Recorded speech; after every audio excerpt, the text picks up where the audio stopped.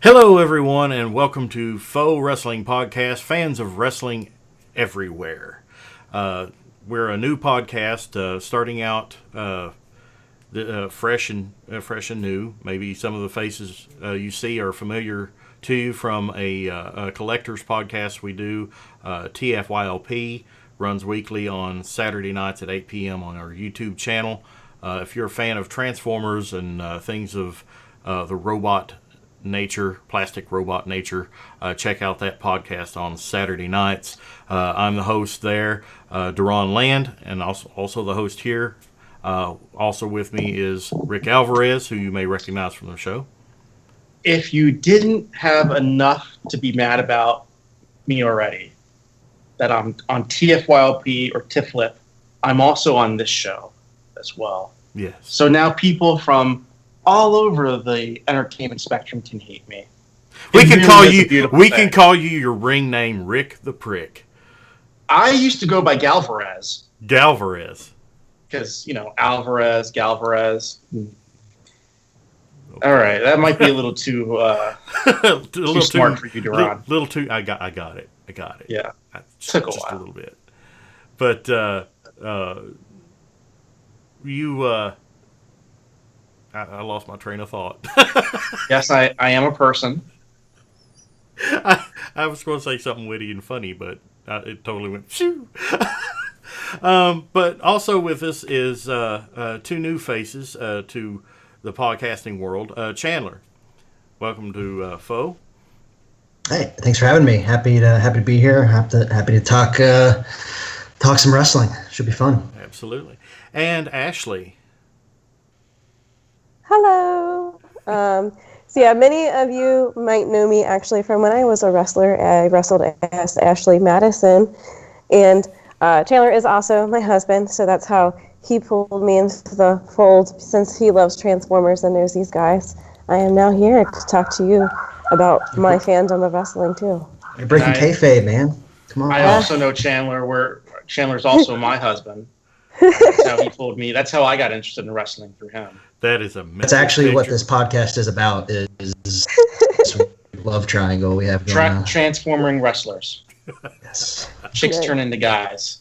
It's a big surprise. But there's a lot of pro wrestling fans out there, and this show, whether or not you're a fan of the Transformers, has nothing to do with this show. This show is entirely self-contained in pro wrestling. We're going to talk pro wrestling. Doesn't matter if it's WWE, Ring of Honor, New Japan, or your local indies. We're going to be talking about it from time to time. We're going to be talking about topical subjects. We're going to be talking about current events, things that we'd like to see. We're going to be talking about experiences in wrestling, just different aspects of pro wrestling, and our love for the business. So without further ado, since this is our first episode, I think it's a good idea to kind of give a little background on each one of us, and how we became a wrestling fan, and monumental moments in our personal histories as wrestling fans, or marks, however you want to put it. But if you really stop and think about it, if you like wrestling in any form, whether it's the big time shows you see on TV or the smaller shows that you see locally in your hometown, everybody, including the wrestlers, regardless of whether or not they admit it or not, are marks. Because I've known many wrestlers, and they mark out about WWE stars just as much as I do. So. And I know a lot of them would be like, piss on you for that, but that's the bottom line. We're all marks. So if we're going to go into it with that point of view and give a little background on ourselves, Rick, we'll start with you. How long have you been a wrestling fan? What got you into wrestling? Geez, what's today? Today is Sunday. It's been 30 some years, maybe. I'm an old guy. I'm 38. And I remember the first time I ever saw pro wrestling, and I was hooked. I had just moved back to this country from living overseas. And it was maybe 1991, 1992. And it's 11 a.m. in the morning on a Saturday. I'm flipping through channels. It was a match made in heaven and a match made in hell. And I came across WWE superstars or WWF superstars. Get the F out. Right. It was WWF superstars. And this was a precursor to Raw. This was a precursor to SmackDown. I think it would air like Friday or Saturday nights in some places, and then they'd re-air it like again on the weekend mornings. And Superstars was a show that they would cut to the people in the studio doing the interview, and they would cut to the action, which was filmed like maybe a week or two before, and then cut back to the people in the studio. And it was Mean Gene, it was Bobby the Brain Heenan, Mr. Perfect, and I think Macho Man were on commentary with 4 guys in the studio. And I'm like, all right, let's see these guys fight. And being a little kid at the time, I was completely oblivious to it being real or not real. But I fell in love with wrestling. And then I got my mom into wrestling. My mom's 72 years old now, and she is a freak. She loves wrestling. She makes me take her to all the shows, all the house shows. She goes to autograph signings. My mom loves wrestling. She watches way too much of it in this house. And I do want to share one quick story. It's the day I died a little on the inside. It's the day that I realized that wrestling might not be real. And it was the day, it's real, but it's scripted in a way. That's the right word. Right. Yes. It's real. It's scripted. So I was watching TV, and out comes the Ultimate Warrior, and he's in a jumpsuit for some reason. Warrior never comes out in a jumpsuit. Ultimate Warrior comes out in a jumpsuit, and it was during his feud with Papa Shango, a.k.a. The Godfather. The Good Father. And all of a sudden, this black tar comes streaming down the head of Ultimate Warrior, and I'm thinking, what's that thing he's got on his back? I'm like, is that shooting goo up into his hair? And then the goo's coming down his face? And that's when I kind of realized, yeah, that might not be real. And then I think when my mom realized it wasn't wrestling, that it wasn't like, 100% legit wrestling, we were at a show. It was a Monday Night Raw, and she leaned over to me and she said, I don't think Alberto Del Rio owns all of those cars. I think maybe they rent those cars for him. And I look at her like, are you kidding me? Are you like, you're, whatever she was, 67, 68 years old at the time, like, we've been following wrestling together for like 25 some years, and you thought it was all legit? You're only commenting to me now that you think something's up because Alberto Del Rio has a lot of different cars. So, and I'll end with first wrestler I ever met was Typhoon, aka Tugboat. And it was at a show in Miami. It was a car show in Miami.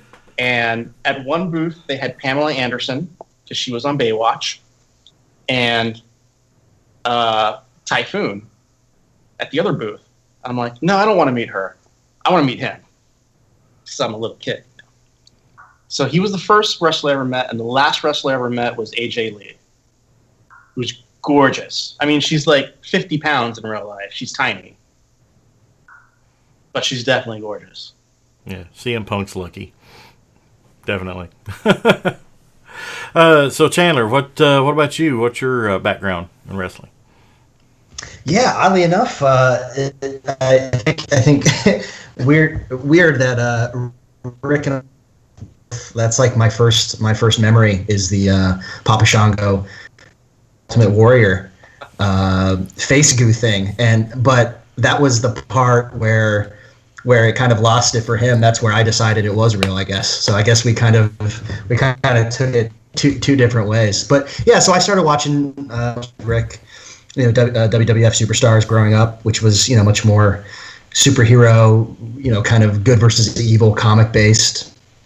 And then I think like a lot of people my age, I'm a kid of the 80s. I'm 34 here pretty soon. The Attitude Era is where really started up, and then right around 2000, I fell off hard and didn't watch anything for probably a decade.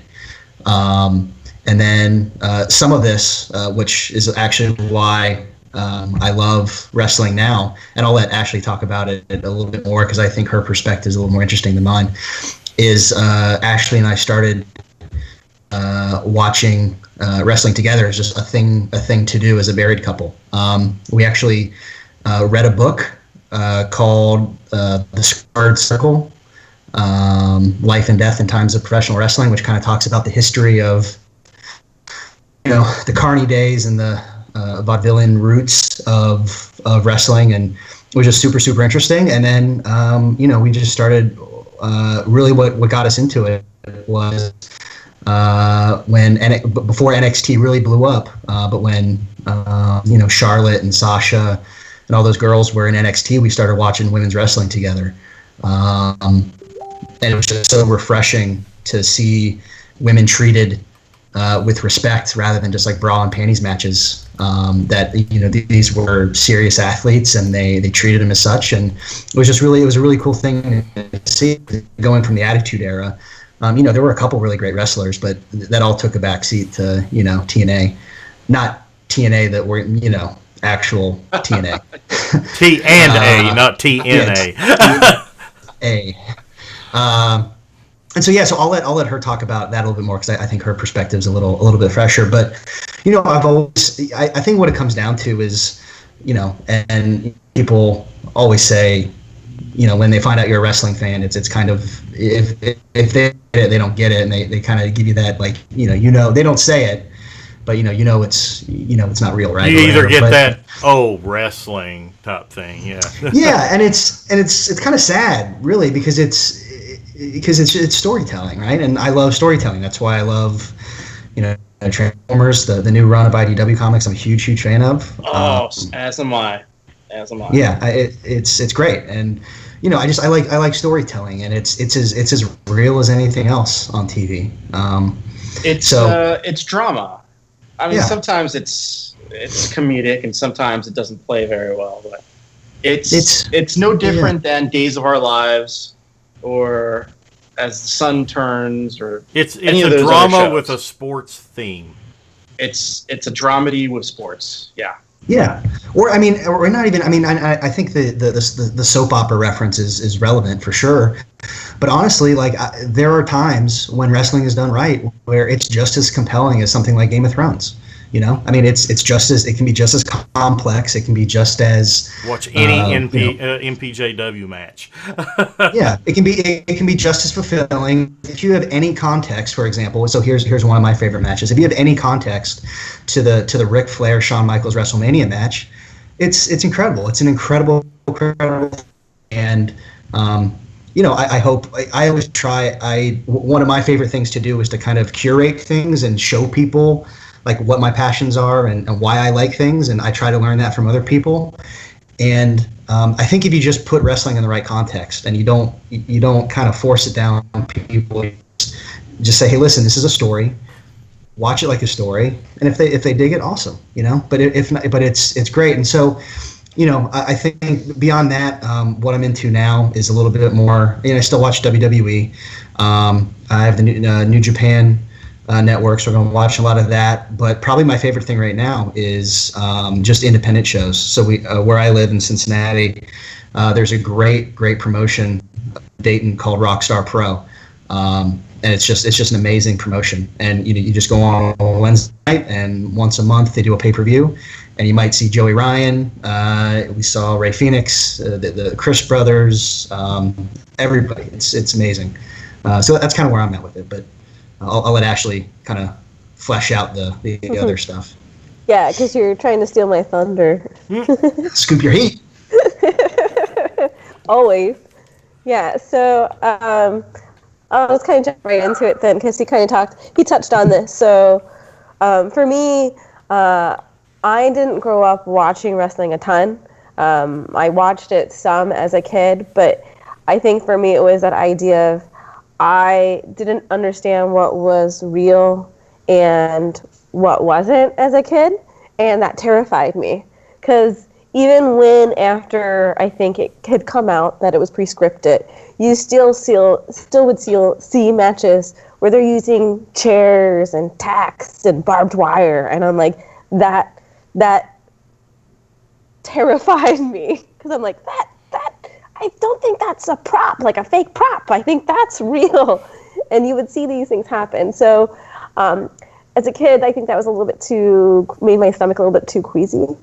And so it wasn't, and for me too, it wasn't, I think there wasn't good women's matches. It's just because I watched wrestling so rarely, I didn't get to see a ton of that. I didn't get to see those great women's matches that did happen.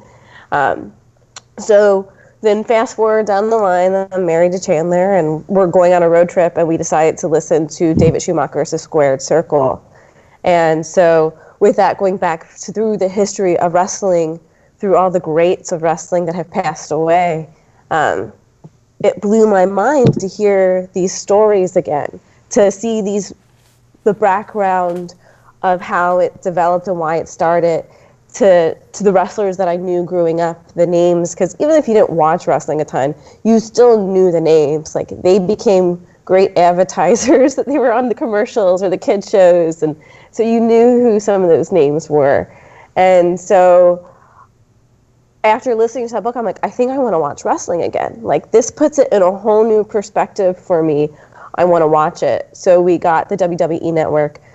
And then one of the first matches for me to watch was the NXT Charlotte versus Sasha Banks women's match for the championship. And I mean, for that to be the first women's match that I watched coming back into wrestling, I was just like, I never grew up with this. Like, I don't remember seeing this.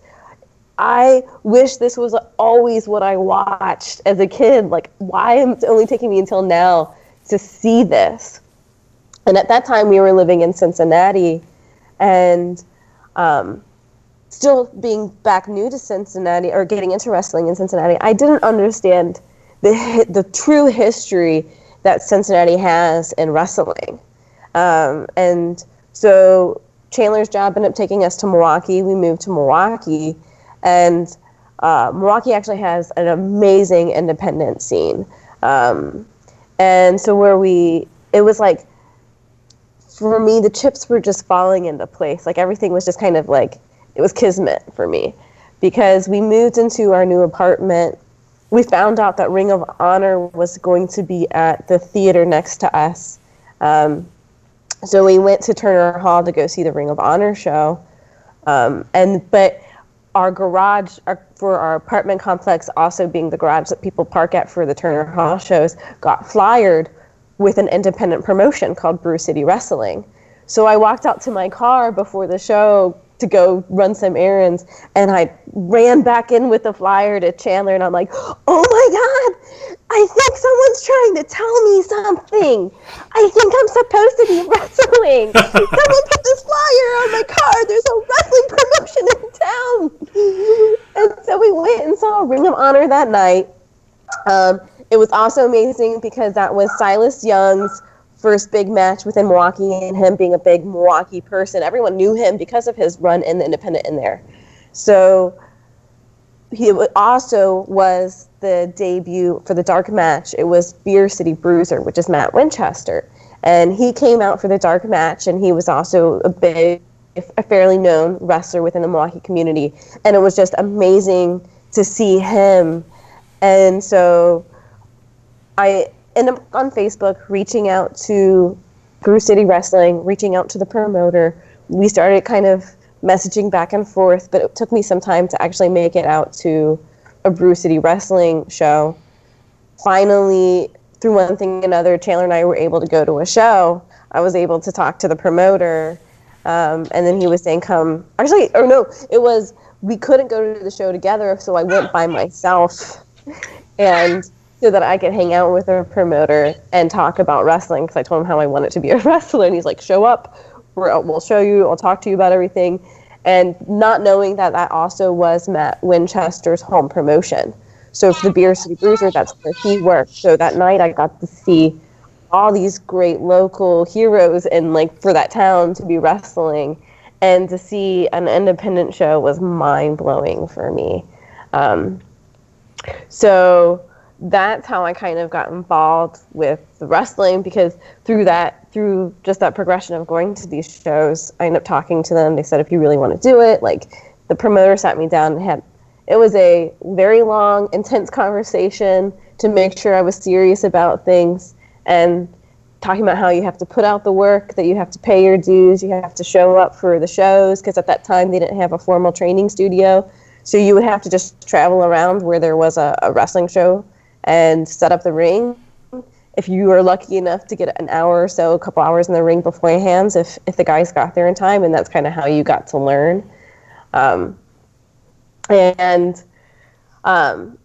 I guess in between the time of me to trying to get to a Brew City show after watching that first Ring of Honor show at Turner Hall, for a present, Chandler and I decided for my birthday to go up to Toronto. And so this would be like one of those first time like amazing moments for me also in wrestling, because we went and saw it was Global Wars in Toronto, and that was when they brought the New Japan Pro Wrestling guys in. And so we got to see the Ring of Honor versus New Japan Pro Wrestling. That was my first introduction to New Japan Pro Wrestling. And at that point, still I wasn't a wrestler. I was still just becoming the super fan. And so we decided, I'm like, if we came and drove all this way for the show, let's just go ahead and pay for the autograph session and picture session. Like, let's just do it. Let's just go and do it. And like, let's just be those people. Like, it's totally fine. And so I really wanted to meet Matt Seidel, just because I had listened to a podcast that he was on, and listening to his background and his history kind of made me really excited to meet him. And then Chandler wanted to meet the Rainmaker. And I think that was one of our mind-blowing moments, because we went to take our picture with him, and we set up to do a selfie, and he just started talking in English to Chandler, and Chandler and I were like, what? Wait, we didn't know he could speak English. Like, could he speak very good English, or? Yes. Wow. Yes, and that's the thing is, like, we didn't, this is us being super fans before I was a wrestler, like, not realizing that, Can I ask you a question real quick? Yeah. I've never been to the autograph sessions of an indie show. Now, when you go to those, and this question is for the whole panel, when you go to those autograph sessions before or after the matches, are they in character, or are they more like laid back, hey, thanks for coming? Laid back in character that I know of. I think it all depends on how that wrestler was trained and the promotion that they're working for. Because I was taught as a wrestler that you don't break character, because the person who trained me was very old school. And so it was, you're in character from the moment that you're there, that for the fans, you should be in character all the time. Because that's just was a time-honored tradition before it came out, But other people and other promotions, they're not like that. It just depends on who the person is. Yeah, and I think it's also specifically New Japan is very still kayfabe is alive and well. And if you talk to some of the guys, like, they will readily admit that, like, most of the Japanese guys, they'll be like on tour with them out over there, some of the English guys, and have to like speak through translators, and then all of a sudden out of nowhere one of the Japanese guys will just start talking English, and they'll be like, what the hell, like, you speak English? and then he'll go straight back to speaking Japanese. Like, and he won't do it again. So it's And that's Japan not for is everybody, but there's no, some, yeah, it's a lot of them, yeah. So here's the picture we ended up taking with Okada. It was pretty awesome. Whenever you showed me that picture, that's you, Chandler, in there. Yeah. Oh yeah. Gosh, that's like a whole different person. Yeah. I'm the one on the right, not the left. Yes. That just blew my mind whenever you showed me a picture with you and Okada. Okada, I'm Bullet Club through and through, but I have to say Okada truly is one of the greatest pure professional wrestlers in the world. Every match he goes out there is amazing. I will scramble to watch an Okada match before I watch anything WWE puts out right now. I mean, it's crazy. It's really good. It really is. But to finish Rick's question, from my experience, what I've seen as far as wrestlers outside of the ring interacting with fans, most of them stayed in character, but it was more of a laid back. They treated the fans generally with respect, even if they were a heel, i.e. a bad guy. But if somebody asked them, so are you going to kick so-and-so's ass tonight? Hell yeah, I'm going to wipe the floor with his ass. They stayed in character as long as it pertained to the matches themselves.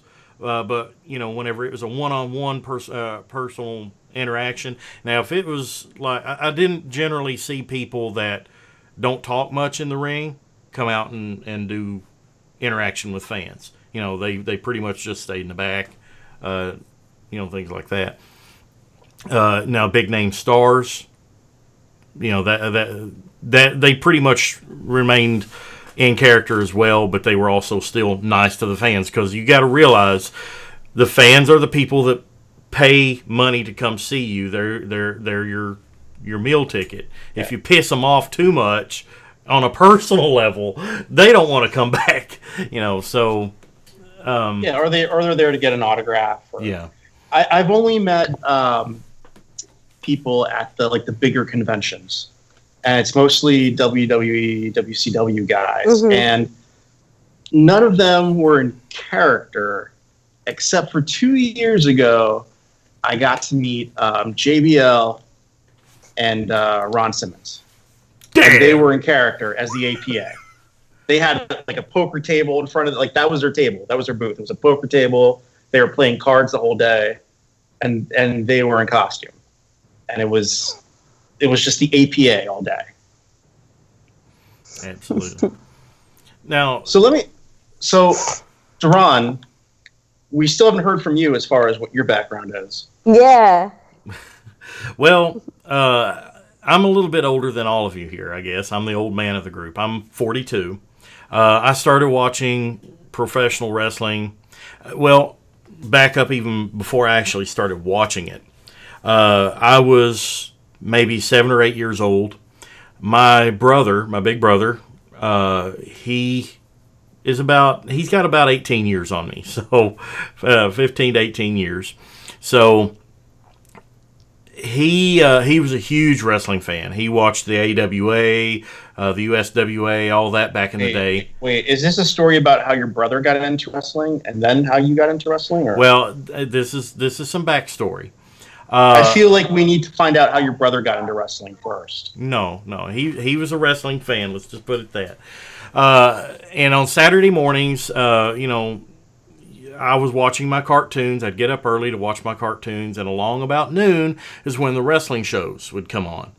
And I didn't have a positive or negative feeling about wrestling one way or the other, because I really didn't pay attention to it. All I knew is it was the time when my brother would come in and confiscate the television, the only television in the house, to watch wrestling. And it didn't matter if I was watching a TV show, I was in the middle of a TV show, it was time for his wrestling. Get out of there. And then whenever he was watching it, he would get into it, and where I was much smaller than he was, he would, if I'd come in and disturb him, he would body slam me, put me in figure 4 leg locks, sit on my head and fart, just different things. Real heel moves. Yeah. He absolutely loved wrestling, and for that reason, I hated wrestling. It was something my big brother would take away my cartoons to watch this wrestling stuff. I hated it. Well, fast forward a few years later, he graduates high school, or has graduated high school, moved out of the house, and this is about the time shortly before WrestleMania 4. Everybody's still buzzing about Andre the Giant being slammed by Hulk Hogan at WrestleMania 3. I think it was at the Trump Plaza or something that they held WrestleMania 4. God, it's been so many years ago. But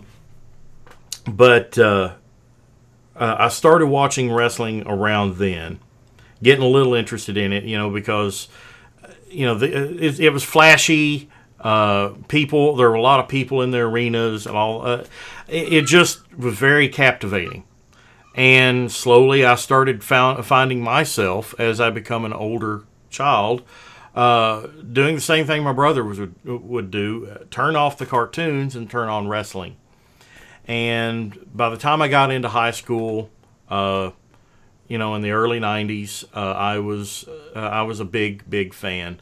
WrestleMania 6 was probably, at the time, was probably my favorite match at the time. Hulk Hogan versus the Ultimate Warrior.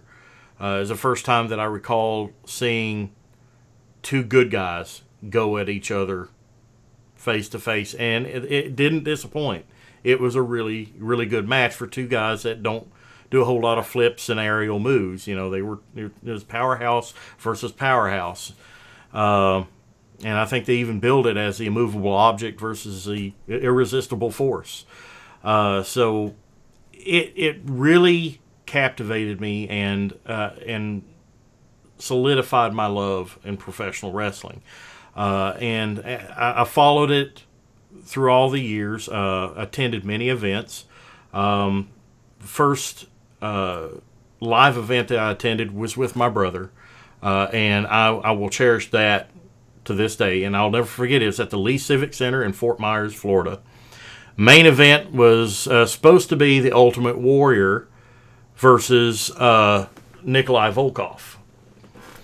And that was whenever Nikolai Volkov was the American flag waving Nikolai Volkov.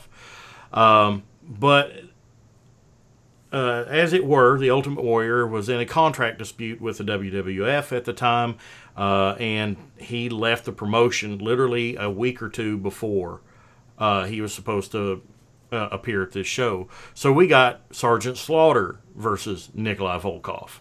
That's whenever they started running with that program. And it was also the time whenever I suddenly realized this stuff might not be on the level.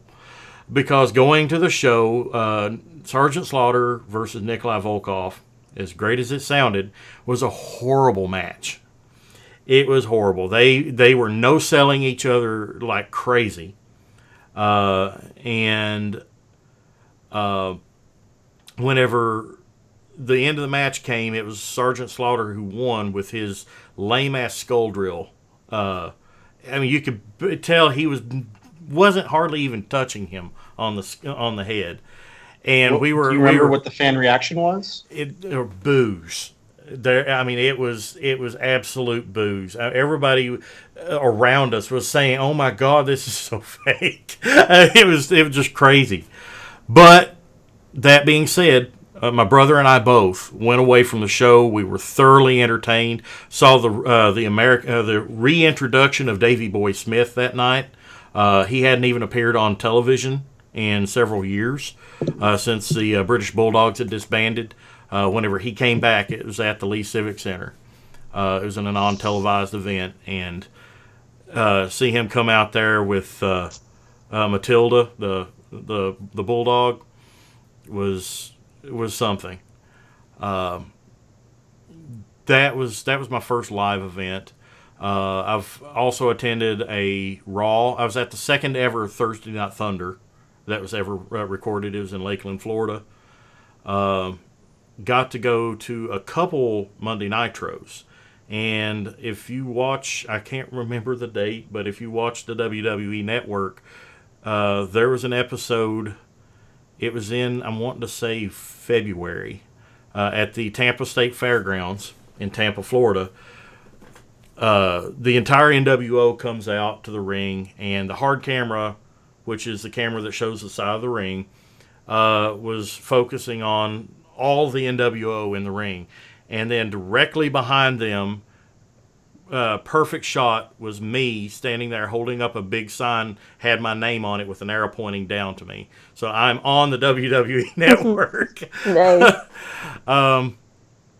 And I was also attended the 1995 Royal Rumble, which was the time when Shawn Michaels and Davey Boy both went the distance in the Rumble, and it was just a really awesome event. That's my history as a fan of wrestling. Fast forward to when I was married to my ex-wife, we were going to a local promotion, and got to talking with the promoter after the show. Wildcat Chris Harris from TNA at the time. He was actually at the time one half of the tag team with James Storm, and they were he had one of the tag team belts with him that night. After I had a little meet and greet with him, I was speaking with the promoter, and I told him, I have some knowledge about, how to do the music and stuff like that. Could I help in some way? He liked my ideas, but he said he admitted he wasn't very tech savvy. That he would be interested in hearing my ideas, but he said, I'm not going to let you help. He said, unless you can prove to me you can come to shows. He says, I want to see you at every show that we put on for the next 2 months.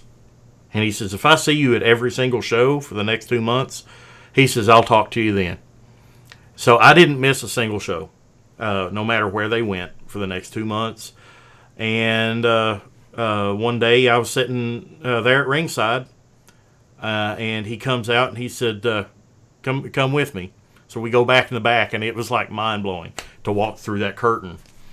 And here's everybody in the back, preparing for their matches. And he says, this is what I want you to do. Just sit, watch, and listen. And he said, I want you to get acclimated to this. And then he said, the next show we do, he says, bring your computer and everything like you said you want to do. He said, we'll try it this way. And they absolutely loved it.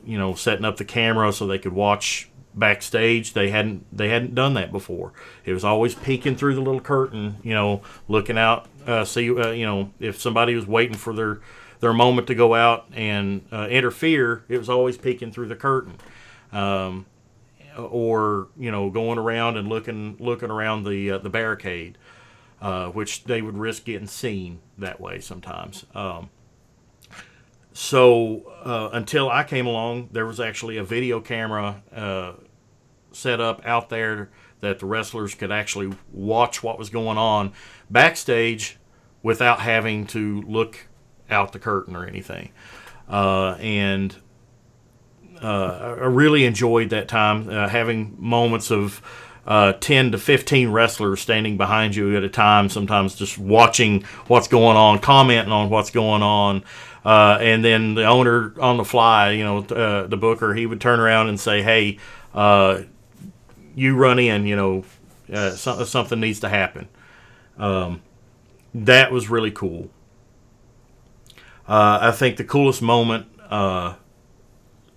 for that was we were having a show in Richmond, Kentucky, and there was a big name TNA star. Some people might have heard of him, He's I don't know if he's relevant today or not, but some scrub named Samoa Joe was scheduled to be there.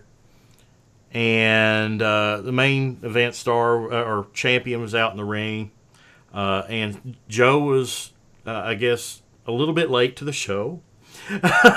People were beginning to wonder if he was going to show. And I'm sitting there behind, I guess it would be the equivalent of the gorilla position. I'm sitting there monitoring the screen, and I get a big, heavy hand on my right shoulder. And I turn around, and there's a CD sticking in my face, and it was Samoa Joe.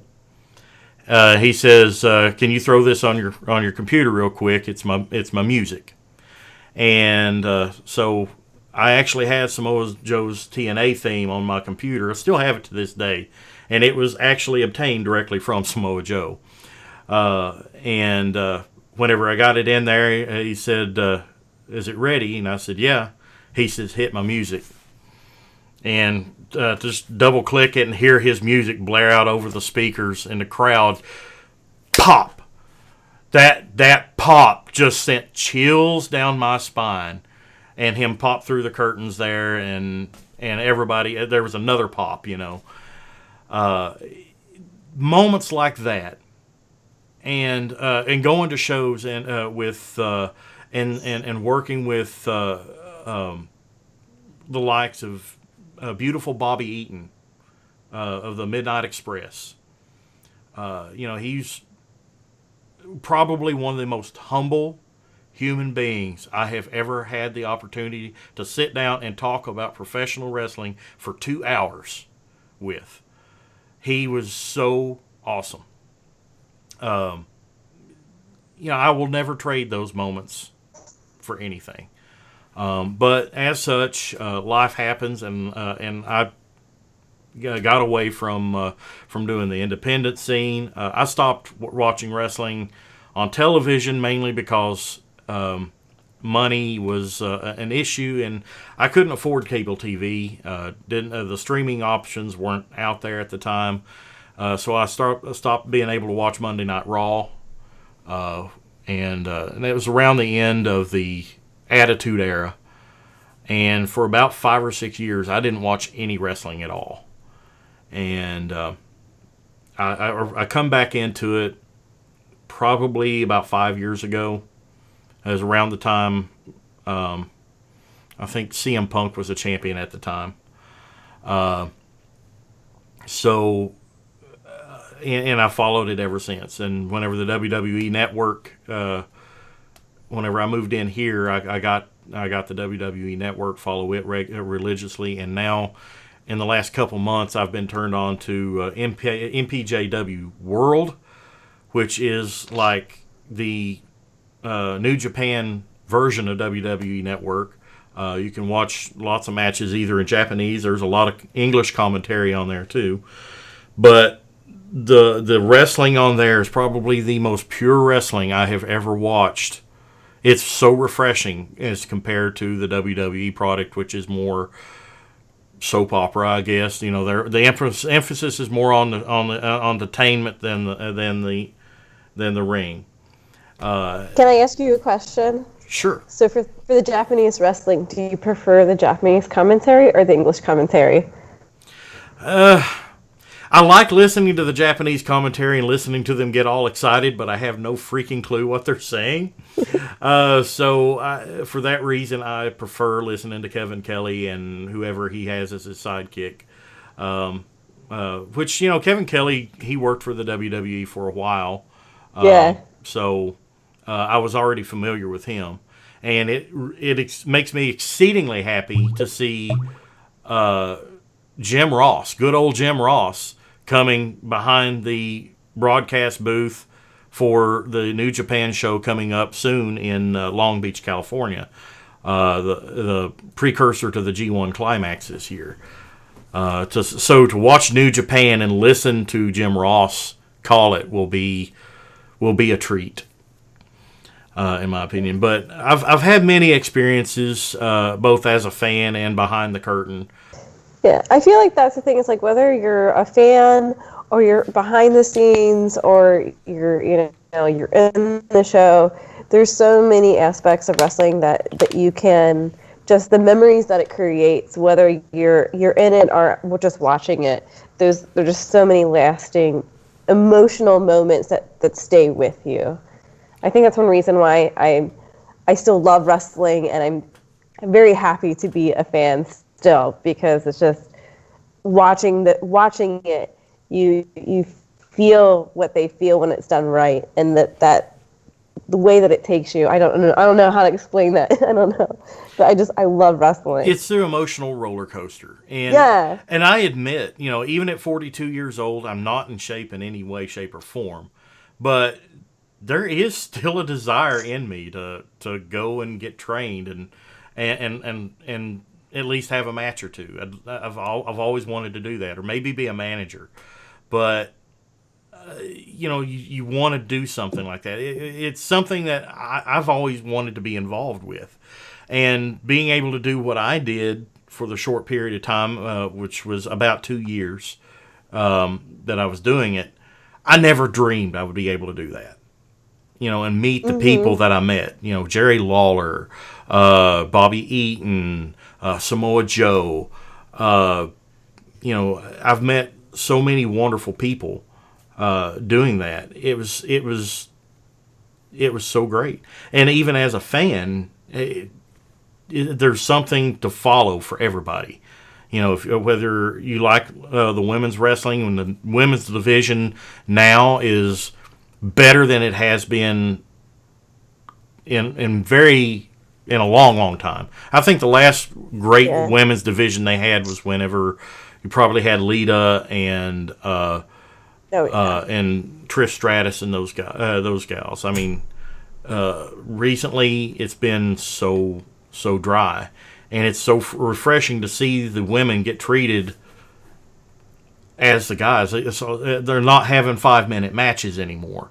They're not going out there, with the exception of maybe Lana, going out there to shake their boobs and show their hind end and say, hey, look, I'm pretty and I can wrestle too. You got your Sasha Bankses out there. You got your Charlotte Flairs who actually have skills, and I know we'll talk a little bit about this later whenever we'll talk about a look back at the most recent Money in the Bank pay-per-view.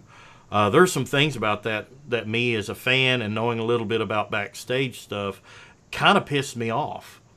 And, a lot of people may look at that and go, I wouldn't look at it that way. But the way I looked at it was I will save that for later.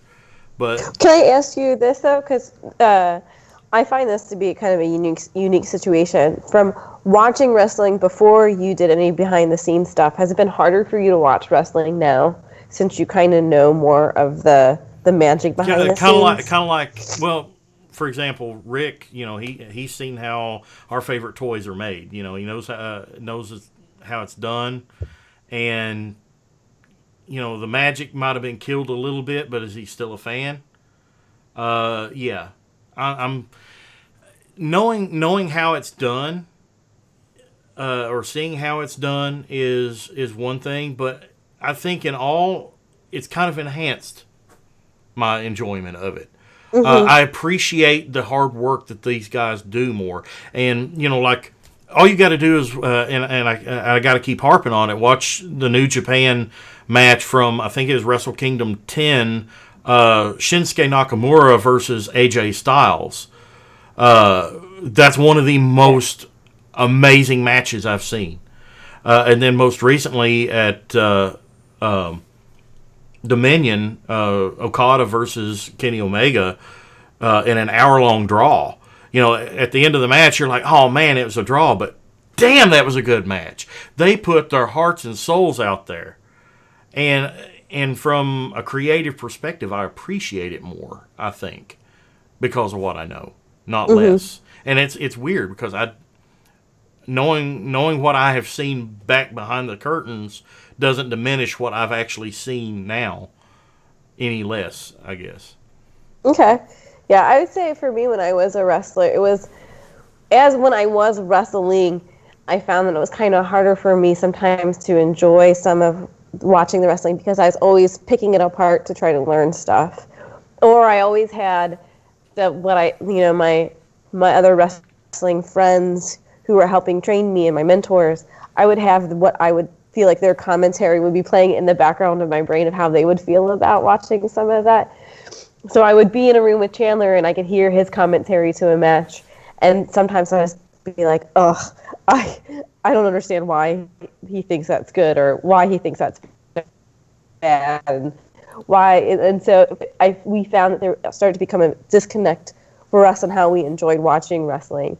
And now that I'm not wrestling, I mean, it never meant that I didn't appreciate it, but now that I'm not wrestling and I'm able to kind of come a step back and just be a pure fan again, I feel like it's able to allow me just to enjoy just whatever story is being told to me, as opposed to, oh, they should have queued that music up earlier, or oh my god, I don't know why that they walked in from the entrance that way, that's so stupid, or that punch they threw, oh, they wailed it, that wasn't safe. Mm-hmm. And so now it's kind of I don't know, I feel like it's a little bit more exciting for me. I appreciate that I have a background because it moments that you see when you see a wrestler do something and you go, oh, I know how that feels, and I know the moment that they're feeling, I feel like I can identify with them and I can feel that moment so much more because I can start to empathize. But at the same time, I'm kind of glad that I'm not wrestling and watching wrestling again, because I'm able to just be like, you know what, like, that may have not been the A match, but it still was entertaining. Like, I can still enjoy this and not be mad about that. Let me tell you, you guys haven't lived until you watch wrestling with your wife. You say something, and she looks you directly in the eye and calls you a fucking mark.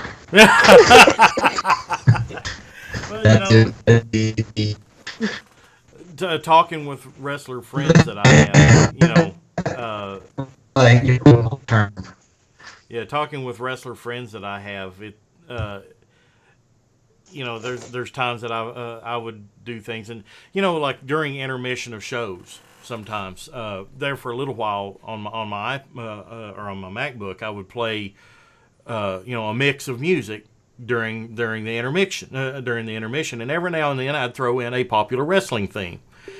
And whenever that happened, it would be I would get a look from some of the wrestlers back there like, "You're such a mark." It's like, but they're wrestling fans out there. They're going to enjoy it. I enjoy it. They're enjoying it. You might not, but it's almost like they forgot how to get it. Yeah, I can definitely attest to that. Just for my own year and a half of doing it, I think I myself got sucked into that mentality, and so it's kind of refreshing to be like, you know what, like, it's totally okay to poke fun at some of this stuff, or it's totally okay to just flat out love that. You can just love that as much as you want if you want to. Yeah, and it's something that a lot of people. Even some of my friends on Facebook that are still wrestlers, I see them post things and they're like, their comments on some of these pay-per-views are, a lot of it is very much in line with what I think, but sometimes it's like, wow, that's not the take that I thought about at all, because they're looking at it from the eyes of somebody who's been in the ring and does it or has done it on a regular basis. So that's a little bit of our wrestling backgrounds. In future shows, we'll talk a little bit more about maybe our favorite matches or favorite events that we've been to, different things. If you're listening to this show or watching this show, we'd love to hear from you. What's some of your favorite matches? Are you a wrestler? Have you been in the ring? Do you feel the same way that we do about this? What's your thoughts? This is wrestling, and the name of this podcast is Fans of Wrestling Everywhere. Whether you're in the United States, Australia, Canada, or Japan, It doesn't matter where you're at. If you love wrestling from the bleacher seats or from behind the curtain, we're all wrestling fans. Love of wrestling, and I kind of want to bring up something that Chandler talked about, and because it kind of struck a chord with me, where he said, I love wrestling, but for a while I just didn't watch it, and I got out of it. And the same thing happened to me, and I actually got out of it during the tail end of the Attitude Era, after the invasion from WCW. And I'm wondering if either of you have also experienced that. Is that something that all wrestling fans go through, where they kind of fall out of love for it for a while and they come back? Or is it just something that happened to me and then Chandler kind of got sucked into that as well? As far as, you love wrestling, but then you just kind of step back for a few months or for a few years and say, I'm not into this anymore. And then something happens where you just pick it up again. I say that definitely because I wasn't a long-term watching it as a kid to getting older, just in my experience now. When I stepped away from wrestling, I did have to kind of take some time out from watching it because it was just, not that it brought up memories or anything like that, but it was just, like I said, you have to remember how to enjoy it as a fan again. So I would just be watching WWE shows and I'd just be like, meh, meh, meh. And I think, too, some of the storylines for WWE just weren't sucking me in at that time. Yeah. And within the last 2 months, I think it was starting to be like, you know what? Like, I really want to watch wrestling again. Like, I want to watch it. 'Cause I wasn't maybe watching, like, the bigger shows. Like, I wasn't watching WWE, and then I wasn't watching New Japan, but I tried during the last couple of months that I would still watch some Ring of Honor, and we were still going to Rockstar Pro shows. And so for the indie shows, for Rockstar, it was always easy for me to continue to watch that, just because with it being live, it was so emotional that I feel like it could suck me in and I could watch it as a fan. But I also knew some of those people, so I was watching it as a friend of theirs too, so I knew some of those wrestlers. But for WWE, it definitely took me some time to get back into it, and now I'm kind of getting sucked in again. Like, it takes me, I go in and out, and I think I've heard that kind of happens where wrestling goes in waves, so if WWE isn't going well, then the independents don't go well. Like, you don't get people to come out to see any of those shows. And if WWE has a lot of people who want to watch it, then wrestling across the board starts to peak because people start getting interested in the smaller promotions and wanting to see it again. So I do know that there's a market way for it. And I think it also has a lot to do with like right now the current storylines. It just seems like they're missing so many beats with the writing right now. They've, for example, I've beat it to death in several groups. They have like almost all the founding members of the Bullet Club and the WWE main roster now. And another one possibly joining very soon in Adam Cole. Yet they're doing nothing with these guys. It's like Finn Balor comes out and he's got this Balor Club thing going on. Who the hell is the Balor Club? Is it the fans? What? What are they doing? That's one of the things about pro wrestling that can be so freaking frustrating is that there's things that that they can do. Maybe they can't use the name Bullet Club for because that's a New Japan term that they have the rights to. Or it's still PG-13, so Bullet Club probably wouldn't work.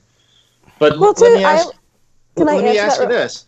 Listen, you just talked about missed storylines and beats, but what about the Hardys then? Yeah.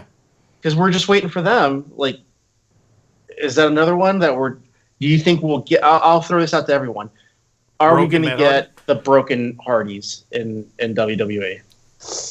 I think that's more of the a lawsuit thing with the name. I think if they could have their name and know that they're not going to get in trouble for it, they would totally do it. There's actually a recent interview on the network where they interviewed both the Hardys, and they said it is not a matter of if they will do it. Matt Hardy himself said it's a matter of when.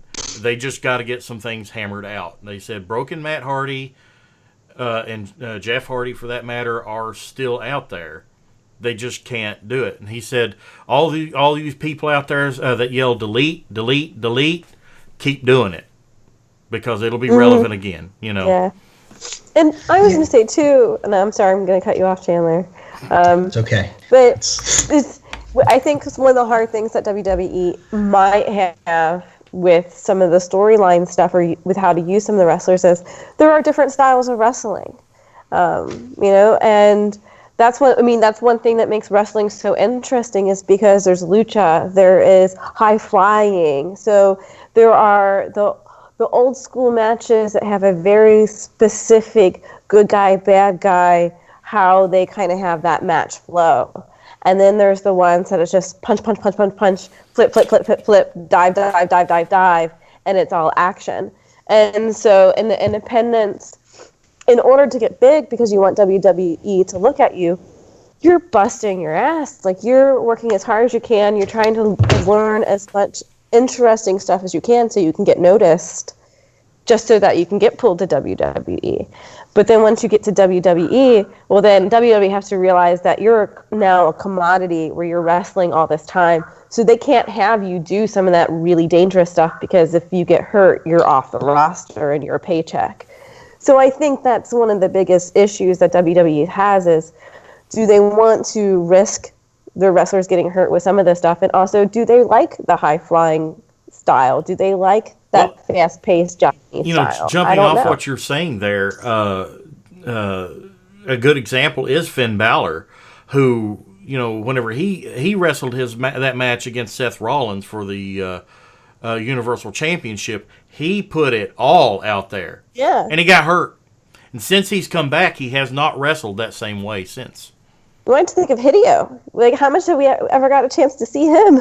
Yeah. Because he got hurt so quickly, and then it's just, boom. I know we're all sitting here waiting for Tyson Kidd to come back, so our thoughts and prayers are with him. Yeah. Yeah, I think just in general, it's really hard. Like, I think the rise of the independents to the point where, PWG and ROH, even though I don't necessarily, they have a TV deal, so I don't know how independent they actually are, but a lot of these gimmicks and storylines, when WWE kind of picks these people off, I think they're kind of hesitant, and I think rightfully so in a lot of cases, to just go on and just throw them in kind of as is, as they were operating in the independent sometimes, because if it doesn't work, and sometimes it doesn't, right? Like the average WWE fan, and when I say average, it's not us, right? Because we're doing a podcast about wrestling. Like, that's not average at all. They may not care about the Bullet Club or ever heard about anything of it, and are just kind of like, whatever. And then if they kind of don't build it up properly and don't release it properly, then they've just kind of burned through this maybe like, $1 million gimmick idea. And I think specifically with the Hardy Boys, right, and the whole broken gimmick, clearly there's a bunch of people that know what it is, but I think it's more meaningful if they actually have to work up to do it again. Yeah, mm-hmm. like if he just started doing it, then that's like a cool callback, but it's not necessarily, it's kind of like a cover song, right? They're covering their TNA gimmick as opposed to building it up with the WWE, which, by the way, like, Vince would never want to do that, right? And anything he does, he wants it to be his because he did it, because that's just how he is. And so, to kind of do it in a way that is natural and kind of see that broken gimmick building up and then actually have it happening, rather than just saying, hey, who these guys are, here's broken Matt Hardy, but love them. Maybe this is a rhetorical response to that, but at what point does a gimmick own the wrestler and not the wrestler own the gimmick? At what point does the gimmick totally encompass that person? And they're that. If the Undertaker went when you to see that person, you WCW, expect that persona. Yeah. Yeah, like if the Undertaker went to WCW during the Attitude Era, or when a lot of people were jumping ship, if he was anyone but the Undertaker, could he have been accepted? Probably not. I mean, you could make an argument that he came back as like the Limp Bizkit biker dude, right? But which was probably his least liked version of the Undertaker. But I'm like, I kind of think that the Hardys are in that weird spot where I feel like their gimmick owns them now, and it's like just get to the point already. Get to the exciting part already. Well, one of the things about professional wrestling is that if you do a certain thing for so long, it will get stale. You've got to constantly reinvent yourself. And a good case in point of something that was highly successful that literally fizzled out is the NWO. It started out as this underground movement that turned into something that caught fire. It literally encompassed not only the wrestling world, but it touched pop culture as well. And the NWO and the DX thing, eventually NWO, by the end in WCW, it just kind of like faded into nothingness.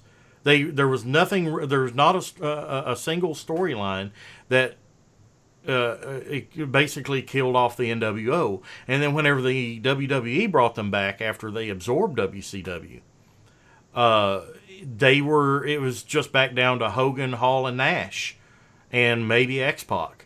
But at the same time, I think when you say that, though, I feel like it's a matter of also finding a character that can transcend time. Because, I mean, The Undertaker was still relevant to this day with that character because of the fact that it was one of those things that it was timeless as a character. Whereas I think NWO was very, very specific to what was happening at the present time in the world as itself and within wrestling, that at some point it can't be relevant anymore because as society changes, as wrestling changes, something like that, people aren't looking for that anymore. And there's still a natural evolution of the characters. Like the Undertaker, at the end, he was back to the coat and the hat, the dead man, and the Taker music. But I mean, there were certain things like, the urn was gone. That gimmick. Okay, that was a little too early '90s ish. Well, so Paul Bearers passed away too, so that didn't. Yeah. True, and I guess that does affect it as well. But he still wore the MMA gloves, the heavy gloves, and I guess evolution of a character takes place during a long career, such as the Undertaker's career. But I still think that some guys will forever be trapped in their character, and they're just never going to be able to come out of it. And I'll throw another example. Let's just say The Godfather came back to wrestling, right? Could he ever come back as Papa Shango? No, he's always and forever going to be The Godfather. Yeah. Although I would actually argue at this point now, you love The Godfather with the Ho Train. I think Papa Shango might have a better chance of being seen on TV than The Godfather with the Ho Train. Yeah. I'm not sure how well that would play right now. Yeah, and that goes with the WWE and the way they do things. 15 years ago, something like the Bullet Club, they would have thought they wouldn't even thought twice about doing that. I mean, who cares if it's PG or not? Back then they were showing nearly bare breasts on television. With who was it, Jackie? on one of the pay-per-views, actually bared her breasts on live television. Or Mae West, or was that? Mae Young. Mae Young, Wasn't yeah. there Mae West. Rena? Didn't she do something too? Oh yeah, Edge and Lita did the live sex show on Raw. You know, Right? Yeah. Which they actually did take their clothes off under the covers. You know, so it was. And then there's characters like Suicide.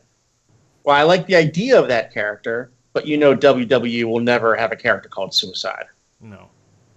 Well, there's certain lines that I think the WWE, as a large entity that is well known around the world, they have a certain level of okay, this is where the line is, and we can't cross that.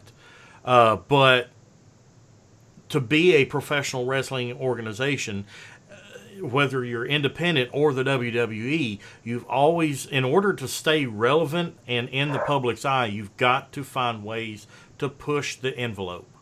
Get people talking about you, whether it's positive or negative, and get them to notice you. And if they get, whether somebody comes to check you out, say, oh, well, let's see how bad this really is. It's the I same got an as- argument for that. I got an argument for this. Let me ask you this. The whole thing between Bray Wyatt and JoJo right now, of allegedly them having an affair He'd be over the last popular. couple of years. Yeah. So people are talking about it. Do you think that's going to positively impact his career right now? Or do you think it doesn't matter? Or Let's be does anyone honest. think they're going to Let's hold him be off? honest. Dolph I mean, Ziggler, there is a history of them not booking him well. Dolph Ziggler has been piping girls backstage for years, and it's well documented. Different female stars. And another example is Batista and Melina. They were having an affair away from the arena for a while, and it didn't hurt either one of their careers. What got Melina fired from the WWE was her attitude. She was back to basically a bad egg backstage from what I All right, from what I answer, gathered. but you didn't answer my question though. What will it You negatively diverted. affect? No, well, I'm giving an example. Okay, all right, Well, all right. It didn't Dolph hurt their. Ziggler It is didn't one hurt. thing. No, it didn't hurt their careers. So why should it hurt Bray Wyatt? If he's, I don't think it would hurt his career if they're not creating a stir Yeah, that's like detrimental behind the scenes. This is JoJo. Most dudes are like JoJo. Mhm. Yeah. I don't think many people know Bray's wife, and so I think most dudes are like, yeah, JoJo. And if they're not causing controversy behind the scenes that's affecting his ability to wrestle or her ability to do her job, then no one's gonna care. yeah. Look, I'm I not feel like. passing judgment. I'm just If they were to do something, I'm just commenting on something Yeah. that's if they were to do happening. something or create Yeah. an awkward moment on air, I could see how it could impact negatively both of their Yeah. careers. It's not like there's porn coming out between them, Yeah. so unless that might. Right. Yeah, well, but, and- it's the and truth. actually- Page. Yeah. Yeah, Well, and this is speaking of- and I'm mostly kidding when I say this in case I get in trouble, but it's very interesting to me how in a weird way Seth Rollins' dick pic have saved the careers of like 4 or 5 people, because when that picture was released and they didn't fire him and they didn't do anything, when the Paige stuff came out, when the Charlotte stuff came out, when the Xavier Woods stuff came out, WWE, while none of those people were on Seth Rollins' level as far as like popularity, I would say, maybe, or like how much they're invested in them, and because they didn't fire Seth Rollins, they couldn't fire any of them. So in a weird way, him sending a pic of his wiener on his phone has kind of set the bar for how WWE kind of handles these things moving forward. And so I think I don't. Now with Paige, I think eventually they're going to move away from her just because of some of the other stuff going on. And while they'll never say the pictures are the reason we're firing you, certainly it's got to be a reason. They even poked fun about it with the New Day and Xavier. Sure. Yes, they Sure. did. Right, Yeah, absolutely. Like Biggie and Xavier even made mentions of it, so it's like they've made nods to it. But I feel like even like 5-10 years ago, if that happened, like they'd be gone. Like they'd be out of here.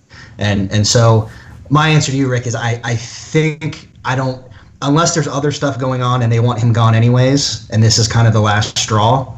I don't think it should. And really at the end of the day, it doesn't. That's really none of my business, and it's whatever. But I would hate for something like that to kind of bleed over because they think the fans are the ones calling for him to not be there, right? Like Vince McMahon had a storyline where he was basically cheating on his comatose wife with Trish, right? Like, yeah. Right. Like and now she's in Washington. Yeah, if perception is reality, then Vince kind of screwed the pooch on this one a long time ago. So I don't know, but it's very interesting, and it's. I think if there's anything right now is. Yeah, I think if there's anything that makes the company look bad, that's whenever they should step in and actually do something to reprimand or punish the actual wrestlers. But we're talking about things that are really on a personal level. They might be hurting their own personal image as he's a Rotunda. I can't remember his actual name, but he might be hurting his real life image. But Bray Wyatt, him sleeping with JoJo, really has nothing to do with WWE. You don't know the situation. Maybe his marriage was over. I mean, whatever. I'm not trying to. Yeah. Do you feel like that most people are just kind of null to that though with wrestling? Because I feel like to me, you hear that stuff happen between WWE superstars all the time. Yeah. So yeah, I mean, I feel like I am a little heartbroken boy. that Dolph Ziggler and my girl Dana have broken up. Well, it's I mean, it's kind of like relationships between wrestlers happen all the time. Like Ashley said, I'm trying to think of some famous ones that are. Well, I mean, you got the Miz. Yeah, the Miz, Reeves, and then John Cena. Absolutely. Bryant. Brock and Sable. There was Rena Mero and Brock. Yeah. So I mean, it's nothing. I wonder new. who has the bigger fake breast, him or her. I only say that because he takes steroids, not because he has breast implants. But it's something that I think is more of on a personal level, and if they do something like I said on air that would be detrimental to what they're trying to do. For example, if Bray Wyatt was to make some kind of motion, a gesture, or say something to JoJo on air that is out of character or misplaced, that would hurt his character image and thus diminish his usability for the WWE. I could see them stepping in for that. But this is something that's happened behind closed doors, and I say leave it at that. All right, so let me add a follow-up question to that. And I'm just asking the question. With rumors that Bo Dallas might join the coven of Wyatt, do you think that could affect Bo Dallas's ability to join his brother, or do you think they could enhance or not have an issue? It could go either way. I think it could. Go ahead. If Vince thinks that he can make money off of something, he's going to do whatever he can to make money off of something. So I think regardless of what's happening, if he thinks that it's a valuable storyline, he's going to keep moving forward. And then if he just on a whim decides that he doesn't like it anymore, because I feel like that's the story I hear is Vince is sort of like it's whatever he feels and goes with. So you if you rub him the wrong way, you can make a decision on the fly. I sort of feel that if Bo Dallas joins the Wyatts, that he should do it as Sister Abigail. Is anyone with me on that? I mean, that would be a twist, right? I always wanted, when Crazy Mary came up to NXT, I really, really, really wanted them to bring Crazy Mary up to be Sister Abigail. I thought that would have been for a amazing. long time, right? I know, and I really wanted that to be true because I love her. She's amazing, and I thought that would be such a fitting character for her to just join the Wyatts. And now I feel like they don't know how to utilize her right now. Telling you, Bo Dallas should be Sister Abigail. He's got the long hair; it'd be great. Keeps the beard; it'd be awesome. Yeah, I think just in general, and while it's there's never been a better time to be a wrestling fan. I don't think, just as far as like content out there, like, you know, I mean, I would argue that even though, you know, the legends of the 70s and 80s and Attitude Era, as far as top to bottom in-ring ability, I'm not sure the WWE has ever had as much talent as it has right now. I mean, it's just incredible. And one of the things that I think works in its as a benefit and as a downside is that there's just so much content. I mean, they're running so many shows each week. Yeah. And the good news is that if you love wrestling, there's a lot of it for you. The bad news is there's no way to keep up with it. But one of the benefits My mom of loves wrestling. So it's I'm telling you, 205 NXT, it's always on in her room, and she's hard of hearing too, so it's loud. When you work in and everything, it's finding time to watch it all is a problem. Sure. I admit, 3 hours of Raw, I do not have time to do that. I watched the hour and a half version on Hulu. Hulu cuts where it's at. But the good news is that if Vince doesn't want to address something, or WWE, they just won't talk about it. And then there's so much other stuff going on that in a week, the whole JoJo Bray thing, everyone's going to be like, oh, yeah, whatever. I mean, I don't care. It's, you know, even if it was a really big deal, if they just don't talk about it for a week and don't address it or do anything, there's going to be another, you know, there's going to be a women's Money in the Bank ladder match that everyone's super pissed about. So no one's talking about. So no one's talking about Bray and Joe. Yeah, right. So okay, so we've been talking for a while now. Probably getting closer to wrapping up our debut show, the test show, the prototype. But let me ask a question of the panel today. I'll start with Chandler. We'll just keep it to WWE for right now, because you said there's so much different content. Best show from WWE right now: 205, NXT, SmackDown, Raw. I would say, as far as enjoyment, I think SmackDown right now. I think it fits into my schedule. I like what they were doing with kind of the shakeup in the women's division. I like bringing Charlotte over. I think that's interesting. Yeah, I would say SmackDown is probably the best thing they're putting out right now. Okay, Ashley, same question. Yeah, it's kind of the same for me. We're kind of in the same boat with that. I can't say he's stealing my thunder. You guys are married and you live together. But, so I mean, we're watching on the same TV. So. Yeah. But the thing is, like, I wish that 205 would be doing better. I wish more people would be into that. I think that's the same thing that we were talking a little bit earlier with Styles. People who fans of WWE only know, they only know WWE style guys. They're big guys. That's strong. You have to be really, like, that's the idea of the character. That's what WWE was. And these are real. Those people haven't watched independent shows, and 205 are all your independent stars.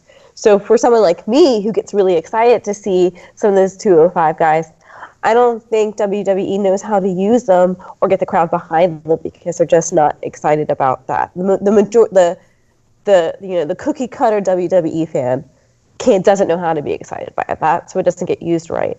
So I think that's also why SmackDown is doing so well. It's just because it has a lot more of that WWE style talent and the good talent on it, and that they're just writing it better.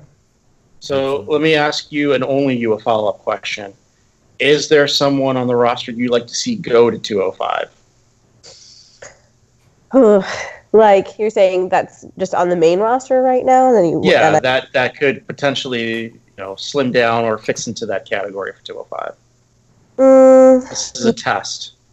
No, I mean, for me, I would never, to be honest, I would never really want somebody to go to the 205 slot because then they're not going to be utilized right. Like, I feel like that's a death sentence because, like, Neville was not doing too bad, and now he's 205, and you don't get to see much of him, and it's just bleh. Like, Neville, when he got pulled up, people were really into him, and now no one cares. Yeah, but he's got the belt. Okay, all right. Duran, I mean, not many people care what you think, but best show. Nobody cares. I think hands down NXT. I feel that it's a more pure wrestling show, less gab, more wrestling. I understand that gab has a place in wrestling, but there is a such thing as too much. And NXT basically focuses on what they're doing in the ring more than what they're saying with their mouth. That being said, I think out of all the brands so far, 205 Live is the weakest. I agree with what Ashley said. It doesn't get the exposure because a lot of people, they just don't know what to do with those guys. And there's a lot of great talent there. I love TJP. He's great. But so they don't know what to do with it. Should 205 and NXT be merged? I don't think any of it should be merged. I just think they need to figure out what they want to do with it. But that being said, I don't even watch 205 Live now. I don't have time for it. But I do at least keep up with who's champion and who's relevant right now. Raw is probably the next worst in my opinion, because they have a 3-hour show, and it's like they come out there for 20 minutes to kick off the show and stand and talk, and nothing happens. And they've gotten away from that in the last year, though. That's kind of changed a little bit. They still do it to an extent. But it's not like the first 25 minutes of the show anymore. No, but I mean, it's. I'm really tired. I understand they've also got a 3-hour show, and they have a lot of talent that they need to showcase and get out there and get some exposure. But I'm afraid that they're going back into the pitfall that they fell into at the around the Attitude Era, and at the downfall of the Attitude Era. They're throwing out these 5-10 minute matches that are forgettable and nobody cares about, and then the main event is always a teaser throwaway match. And by that I mean it's a match that's meant to set up something else, but they always throw it away. There's not a real payoff at the end of it. Somebody always runs in. It's a double count out. Some interference.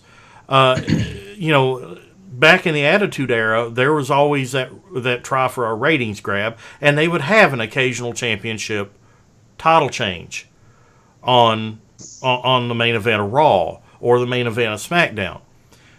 How often does that happen lately? I'm trying to think. The last title change on Raw was Roman Reigns. What was when it? He won his first championship?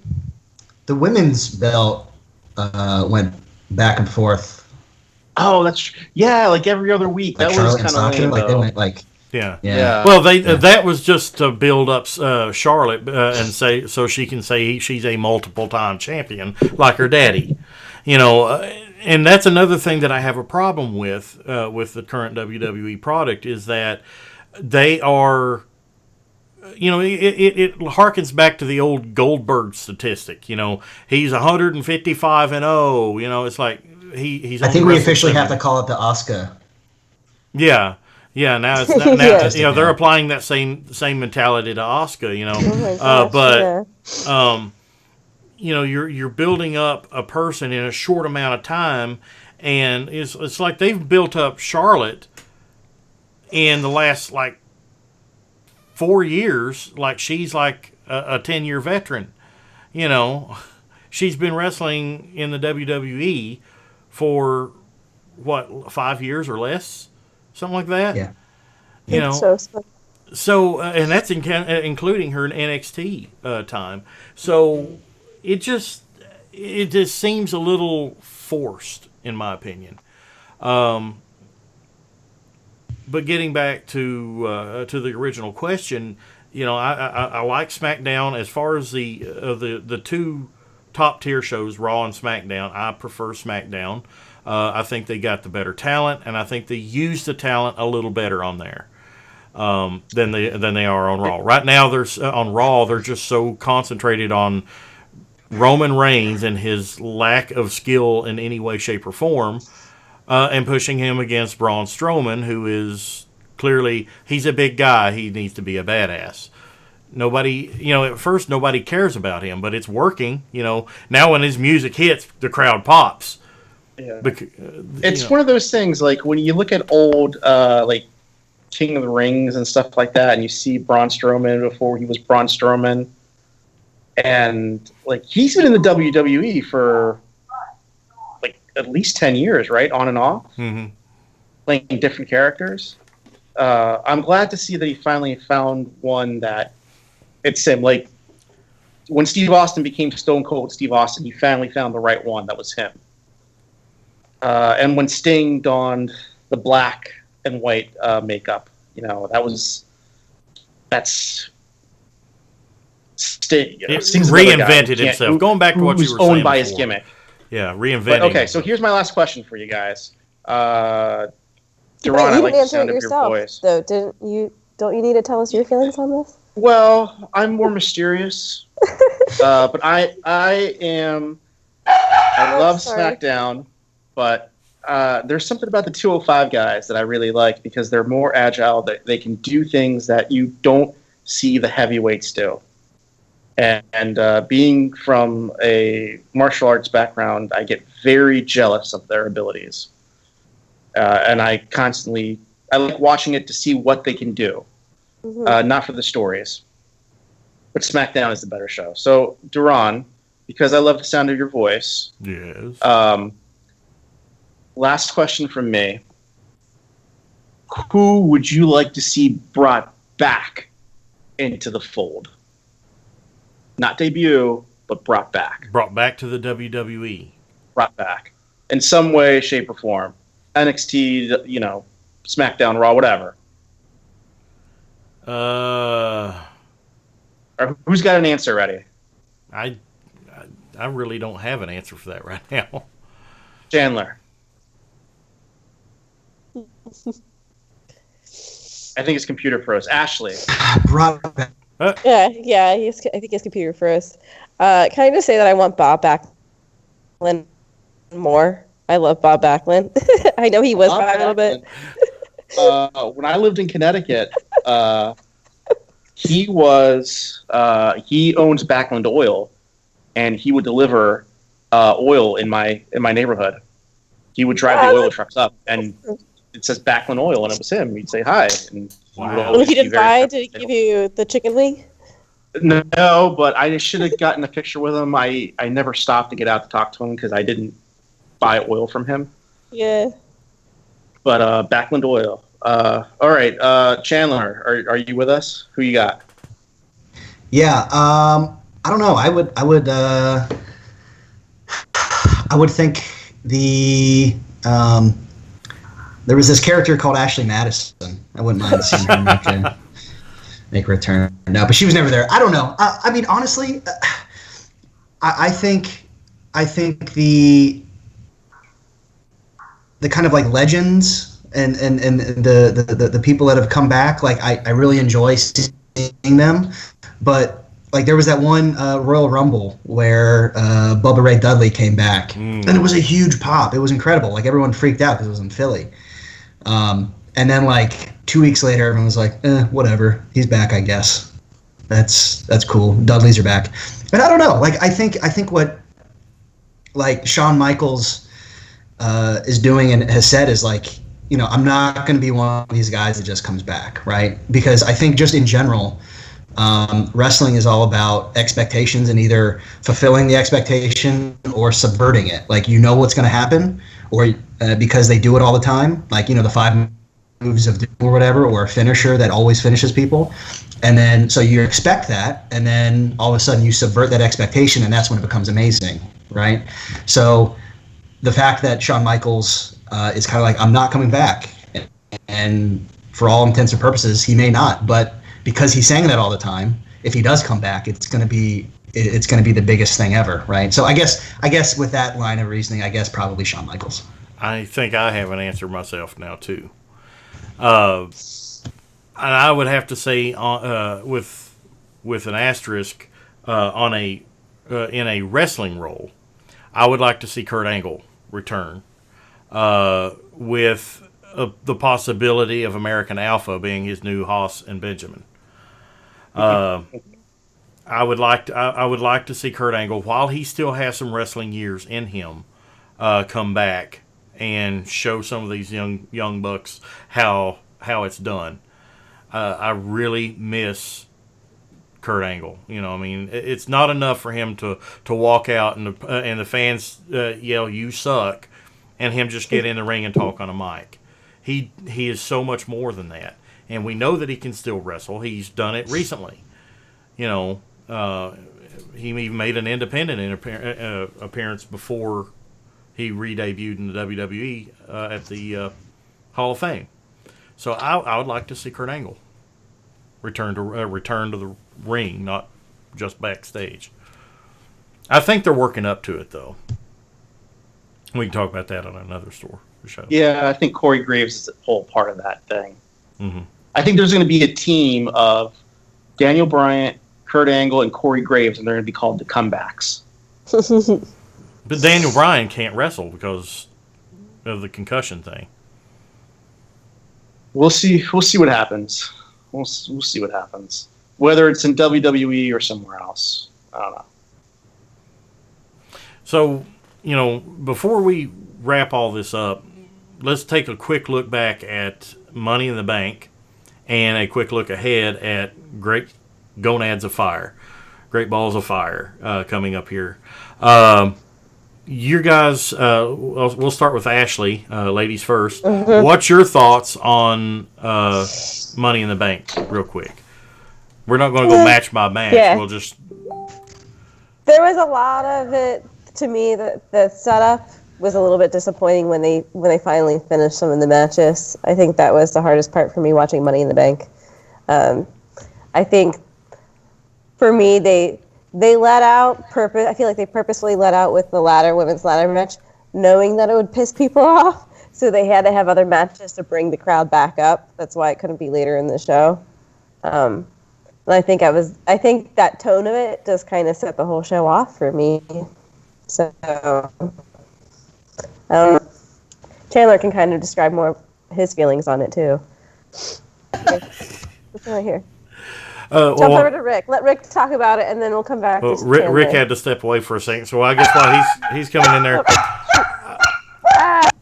I'll talk about mine.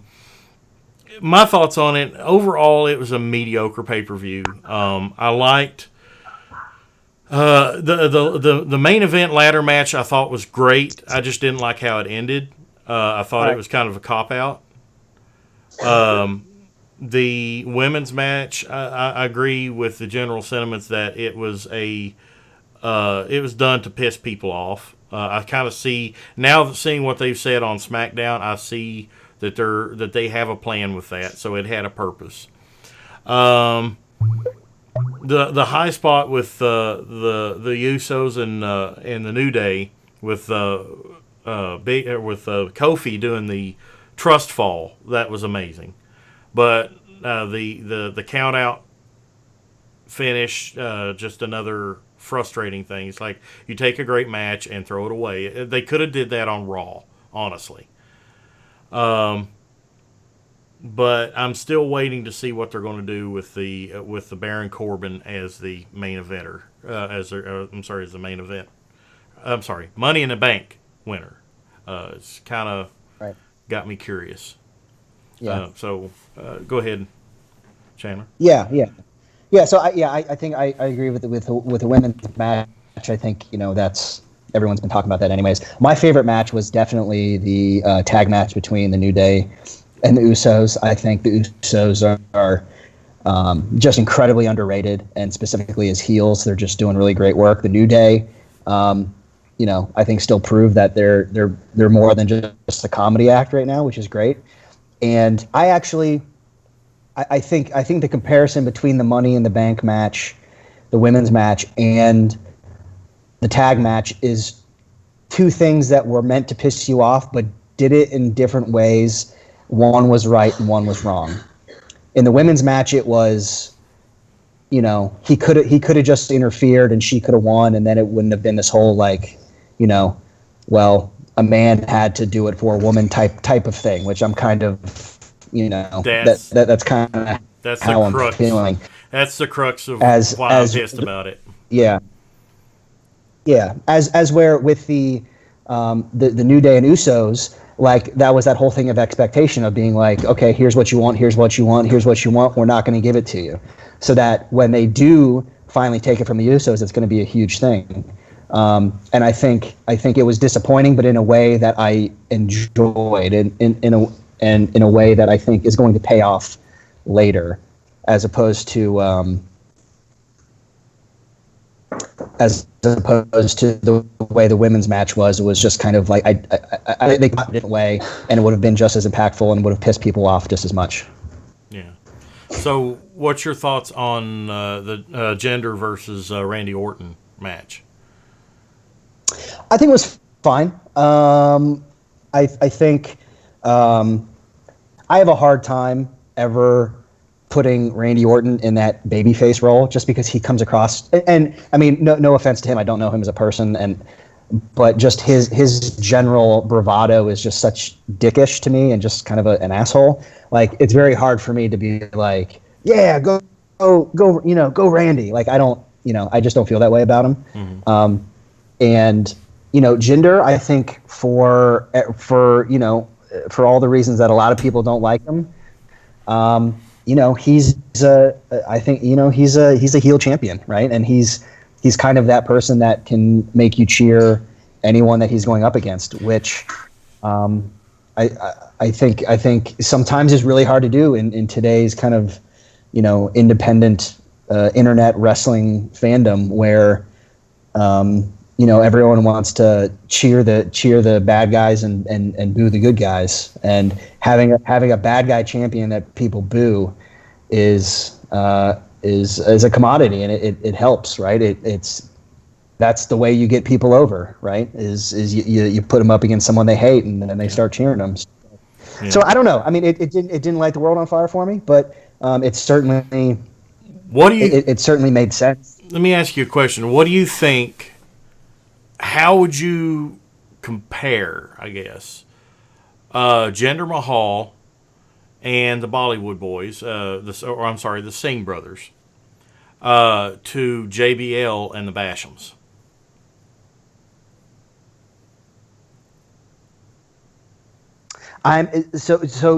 JBL and who again? You the Basham brothers. Oh, that's the thing. With Maria. JBL's comment with Maria. Oh, yeah. Okay. I think that may have happened during my blackout with wrestling. Was that kind of like in the mid to late 2000s? Yeah, the Bashams were along the same line as the Singh brothers. They were there to interfere on behalf of JBL. They were always at the ring at ringside, much in the same way as Seth Rollins and Jamie Noble and having a brain right. Right. But it's basically they're there to ensure that he keeps the championship, regardless of whether or not he fails at his attempts to cheat or anything. They're there to kind of offer a distraction and what have you. So I mean, I think that's it's just kind of different ways of getting heat, right? Like if yeah.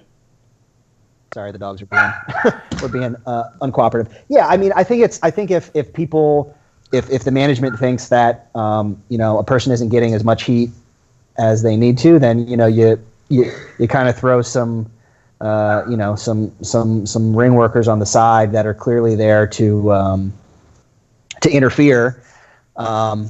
and again, that kind of plays like the expectation thing where they're there, they're going to interfere, and they're probably going to cost the good guy the match. Yeah. And they do that so that one time the good guy's going to get the better of him, and he's gonna actually take out the guys on the ring, or someone else is going to come out and help him take out the guys in the ring, and then the good guy finally gets the win over the cheating bad guy, right? So I mean, it's a very old trope, and I think it's one that, even though we're kind of in this post kayfabe wrestling time, I think it's still one that works, and I think it's one that it works for a reason, and I think is the reason why a lot of people say that like Vince only wants to put the title on certain types of people, and it's generally big muscly guys, and I don't necessarily think it's because he has a thing for them. I think it's more of a longevity thing, right? Yeah. Where the bigger guys don't do as high flying, dangerous moves. Therefore, they're less likely to get hurt. Therefore, they're not going to have to change storyline halfway through WrestleMania season because they got a concussion, right? And they can't wrestle any longer. I.e., Daniel Bryan. Right. So yeah. I mean, I don't necessarily think that it's. The only thing that I think maybe bugs me is that the level of the title. I think, I kind of get upset when the heavyweight match, the championship match, isn't the last match, just because I think you're creating this perception that it's not the most important thing on the show, right? And so even though I would agree that I think the Money in the Bank match is more exciting, more of an exciting match, and people will probably watch that over the Jinder match. I think if you want the title to matter, and if you want winning that briefcase to matter, then putting the match on before the Money in the Bank match kind of goes against that, I think. So I think that was probably my only problem with the match, is that it wasn't last. They've even done that on Raw. Had the WWE title match, Yep. Or the Universal title match, and it not be the main event. It's like Sure. It kind of defeats the purpose of the title, in my opinion. Yep. Yeah. So Rick, your thoughts on looking back on the Money in the Bank match? What or Money in the Bank pay-per-view? What's your? Oh God. I don't mind that Carmella won. I really hate James Ellsworth. I really do. I think he's run his course. When the thing with Dean ended, that should have been the end of it. I'm really disappointed that the first women's Money in the Bank match ended that way, and that they have to redo it on SmackDown. And it's almost like, what's the point? What was the point of that then, if we have to redo it? Almost makes it not special for me anymore. Yeah. So now I think what we need to do is a women's Money in the Bank tables, ladders, and chairs steel cage match. Yeah, agree. With a steel cage made out of barbed wire. Now that is main event. Yeah. That makes me makes me wonder, Ashley, what was the most outrageous match that you actually participated in as a wrestler? I mean, I was very new, so they didn't put me into many dangerous matches or anything like that, because I always had to have someone. It was very easy to tell that I was new because I could get lost in like a deer in headlights. Yeah. So, it was really fun. And I would say that my matches could be entertaining. It was really easy to tell that I was learning. As a manager, the funnest match I had though was they had me do a handcuff match to where I was handcuffed to another manager of the opposing stable that we were fighting against. That's actually kind of fresh. That sounds really that was cool. a lot of fun. because we had basically I had a stable of guys called the P10s, which was 4 guys, and I managed them, and we were wrestling against another group of individuals who was like the 4 monsters. So it was a woman who she had basically gathered all of these really like bruiser type wrestlers to kind of come against my stable, because my stable was much more of we were all very egotistical and very loudmouth, and thought that like we were just the most beautiful, because the P10s, you're the most beautiful, wonderful, hottest thing that's out there. And so basically she like Rick had then. her, yeah. So basically, because of my behavior, because I was a bad guy, they decided that in order to keep me from being able to do anything to interfere with the match, I would be handcuffed to the other manager. And that was a lot of fun, because the person who was the other manager in real life, she and I were friends, so we were able to have a lot of fun with it. And usually the thing is, when you know somebody, you happen to hit them a little harder sometimes when you're doing moves. So outside of the ring, we were having our brawl while they were having their brawl inside of the ring. So that was a really fun match to be involved in. I was never involved in any sort of cage matches or anything like that. There were women's cage matches at our promotion, but I was still being built up, so I just never got to that point where I got to do that sort of thing. So yeah, I would say the handcuff match was the crazy one. I've actually never heard of that. That is kind of cool. So Rick, your favorite match of Money in the Bank? Oh man, I don't know if I had one. Well, you know what? I guess I'd have to give it to the main event, Money in the Bank match. However, I didn't like how they took out Nakamura before, and then he came in halfway through the match. Like, I just kind of felt like he should have been in there the whole time, but there was a big pop when he finally came out to fight Baron Corbin.